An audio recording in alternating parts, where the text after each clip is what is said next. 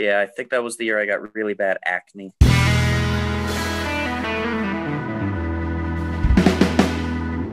Hey everybody, welcome back to Listography. Jason, Joe, and Kramzer here, and today we are picking our favorite albums of 2001. In 2001, Apple introduced the iTunes Media Player. Jason Newsted leaves Metallica. Don Felder is fired from the Eagles, and everybody sues everybody. Janet Jackson gets the first MTV Icon Award. Sean Puffy Combs is acquitted on charges related to a Manhattan nightclub shooting in 1999. Mariah Carey signs a 4-album, $80 million deal with Virgin Records.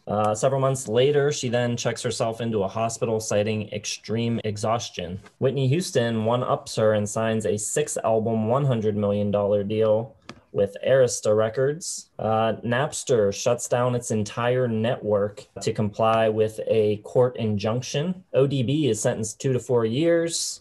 Suge Knight is released from prison after serving 5 years of his 9-year sentence. Aaliyah's plane crashes in the Bahamas. Then September 11th happens, and I'm sure everybody who was alive then remembers the day vividly. One of those days where you can just, recall all the details. It had a big impact as far as music is concerned as well. A lot of sort of like tribute concerts in the immediate following months. On September 21st, you had America's A Tribute to Heroes, which aired on all the major networks.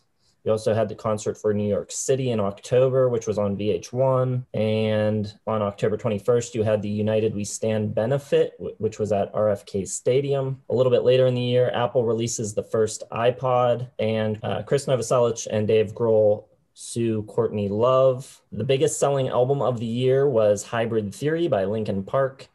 And the top 5 songs of the year were Hangin' by a Moment by Lifehouse, Fallin by Alicia Keys, All For You by Janet Jackson, Drops of Jupiter by Train, and I'm Real by J-Lo and Ja Rule. Lifehouse, baby.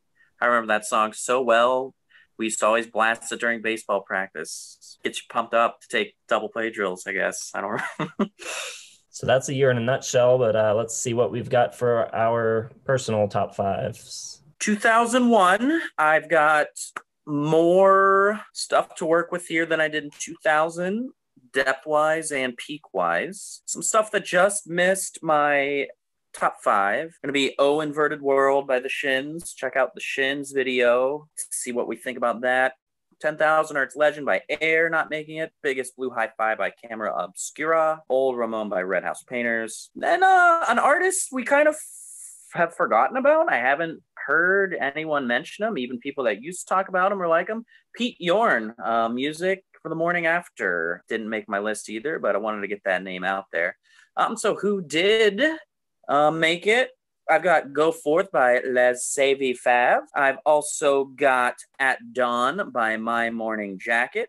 And I've got Gold by He Who Shall Be Named Ryan Adams. And then Radiohead winning last year with Kid A doesn't repeat this year. They're going to be my other nominee, Amnesiac, Radiohead. But my winner is an album called Feel Good Lost by Broken Social Scene.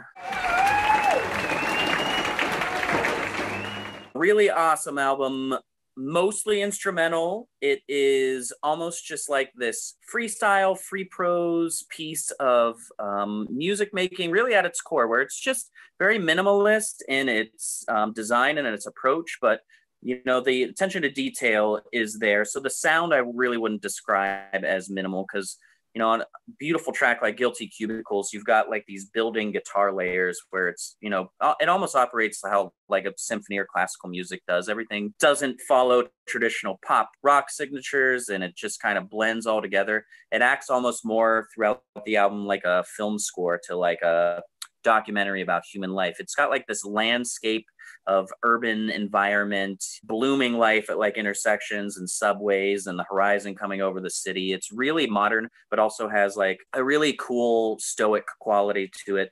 It's got the bleeps and bloops. It's definitely got electronica in it. It will have parts where live drumming coexists with, just some pretty, looped, almost like metronome tracks. Guitars come in with violins, and keys are really good. It's just really elegant, really pretty. It's got like just like a minimalist kind of free poetry kind of feel to it. It's not a sort of album where you're looking for pop songs or meaningful lyrics. It really is just simplistic in that it's just supposed to evoke feeling from song to song, and it does. Each song is a really different feeling to it, so it's kind of hard to put your finger on. This whole decade is full of new genres. A lot of times they just say post and name a whole genre. This one is labeled as post rock. You know, later on you'll have no wave and all of this stuff. It's kind of arbitrary, but this is labeled as post rock. I don't know what that means, so it's hard to describe, but it is a really, if you're just a fan of music, it is a gorgeous, lush, dense album, very natural sounding, and it is my favorite album of 2001, Feel Good Lost. I don't think I've heard any of those albums before. Nice work. Well, Amnesiac, come on. Besides Amnesiac. What about My Morning Jacket? I've never listened to that one. Nah. Must have had amnesia about Radiohead. Sorry. Oh, that's your second topical zinger. Off camera, everybody. He had another one that was on fire. Wow, Joe. 2001, big year for me. It's the year I learned about disappointment. As a big Dave Matthews Band fan, everyone was waiting for their next album. It's called Every Day, and getting pumped about it.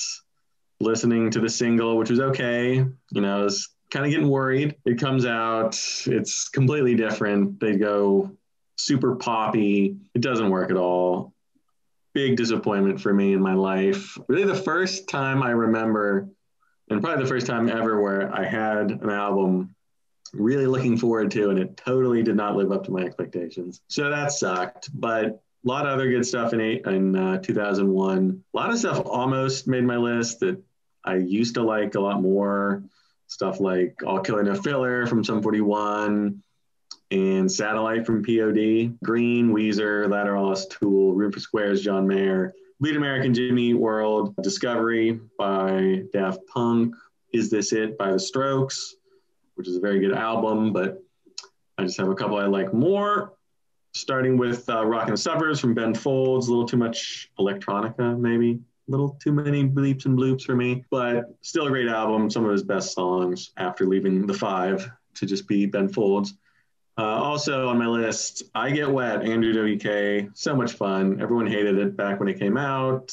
Totally made fun of me for liking it, but I stuck with it. Now everyone loves Andrew WK because he's such a nice dude. And this is really his only great album, so kind of a one-hit wonder, but still great. Still love Andrew WK. Didn't it get a 0 from your favorite publication? Yeah, I think Pitchfork gave it a 0 or like a 0.2 or something, but they reviewed it a couple of years ago, and it was like got like a 9 or something, 9.2. So they came around. Everybody comes around to Andrew WK. He's just a fantastic person. He had a column in Village Voice or something for a while too. Just a real positive dude. Really like him. Also on my list, I got Jay-Z with The Blueprint. One of my favorite rap albums of all time. Kanye West has a lot of production on it, and he loves to bring in those old soul samples, R&B from the 70s and 60s and stuff, which may be why I like it so much. Not sure. I like Jay-Z in general as a rapper, so very good album from him, probably his best. And then I got Origin of Symmetry from Muse. Just so many big riffs. I know Kramzer thought this was going to be my winner. Very close to winning. Great album. I love Matt Bellamy. I love the whole band. Kind of, bass heroes for me, Chris Wolstenholme. But my winner is going to be Ash, Free All Angels. Two-time winner for Ash. Nuclear Sounds, which came out in 98. Kind of a downer. They brought in Charlotte Hatherley to play rhythm and do backup vocals. And she was good, but the album was just a downer. It didn't even make my top 5 and probably my least favorite music year of all time. They kind of went back, decided not to be so depressed. Tim Wheeler decided to perk up a little bit, and Free All Angels as a result. It was #1 in Britain, totally unknown in America, but It's a great album. It's really their sunniest kind of like Southern California inspired album. There's lots of strings, there's lots of fuzzy guitars. It's wistful and romantic, kind of like 1977, but it's a little more spunky, a little more upbeat, more, faster tempos, really fuzzy guitar, Cherry Bomb, Submission, Burn Baby Burn was the single. And it's just good old fashioned fun power pop, sort of Britpop, power pop, whatever you want to call it. But it's a great album. I love it. I love the vocals with Tim Wheeler and Charlotte Hatherley doing the backups. You kind of get that combination. Always liked that dynamic. So just a really great album. Probably my favorite from Ash. It maybe tied with 1977, but I'm a big Ash fan, so they can do no wrong in my eyes, really, other than Nuclear Sounds. So 2001, Free All Angels, Ash. Wildly underrated in these parts, but the Brits got it.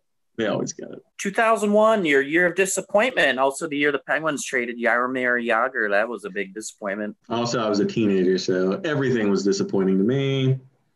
2001 for me, I would say not disappointing. I think it's a pretty good year. Lots of good stuff. Some that are missing my list are going to be Late Night Final by Richard Hawley, Satellite Rides by Old 97s, Time Travel is Lonely by John Vanderslice. He's, starting to hit his stride. He'll be showing up on my lists soon. Pretty Together by Sloan, Is This It by The Strokes, Oh Inverted World by The Shins, It's a Wonderful Life by Sparkle Horse, The Invisible Band by Travis, Girls Can Tell by Spoon. Really thought Oh Inverted World would be in your top 5, considering how you talked about it on the Shins video, about it being like one of your all times and being like a gateway album for you. That was Shoots. Oh, you're right. You're right. I thought you were just correct in naming the best Shins album, which is Oh Inverted World. No. So Shins are coming. They'll be on my list. My top 5 in 01, though, is going to be Blue Boy by Ron Sexsmith. Really good record, full of good songwriting. This one's produced by Steve Earle. So, Joe, maybe one that you want to check out. And then I've got one that I always love it when I'm listening to it, but it's never really one that I consider one of my favorite albums. Until now, I'm making it official by putting it in my top 5. And it's one that Cram mentioned in his intro.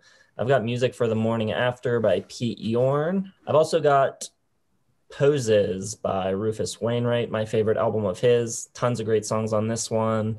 One Man Guy, Great Gardens, Cigarettes and Chocolate Milk, just so good, and his voice is great on it, as always. Then my top 2 came down to these 2. It was close. Runner-up is going to be End of Amnesia by M. Ward. Just another really great songwriting record. I love his voice, and the production on this one is really kind of like old, creaky, wooden sounding. It's got a very cool vibe to it. But my number 1 is got to be, it's For the Birds by The Frames. Really like this record, and after all of the Swell season and Glenn Hansard's solo stuff that I wasn't really crazy about, I thought coming back to this that maybe it would have dropped in my ranking a little bit, but it holds up. It really, really stands up. I think it's aged very well. It's a really well-crafted record. They recorded this, I believe, at Steve Albini's studio, and he does some of the production on it, not all of it, but it's a really cool sounding record. It's mixed kind of unusually. The vocals are really, really upfront on it, but the whole record just has a really nice pacing and flow to it. It starts off with an instrumental, which is one of the few times that I think a instrumental track works as an opener. It's called In the Deep Shade. It kind of eases you into the record, and the whole record just kind of really, really slowly builds until you get to the kind of climax of the record, which is the track Santa Maria, and you get these big, loud, crescendoing guitars. Yeah, the whole record just works really well as a unit, all the tracks, but all the songs individually are great as well too. Yeah, this is my winner for 01. I always forget about The Frames. I don't think we talked about them much in the 90s. I think I might have mentioned Fitzcarraldo, but I like Dance the Devil. Right around now is when I lose Frame's interest. I wasn't crazy about For the Birds, and they've got a bit of the Nirvana problem where my favorite album is Set List, their live album, which one of the best live albums ever, if you ask me. It is my number one live album of all time. I love it. Yeah, but this I think is their best studio album pretty easily. But anyways, we can debate that some other time. Let us know down in the comments your favorite albums of 2001. Let us know what you think of our lists. As always, hit the like button. That helps us out. Hit subscribe if you're not already subscribed to the channel, and hit the bell so that you get the notifications. Check the description for links to our social media, and we will see you in 2002.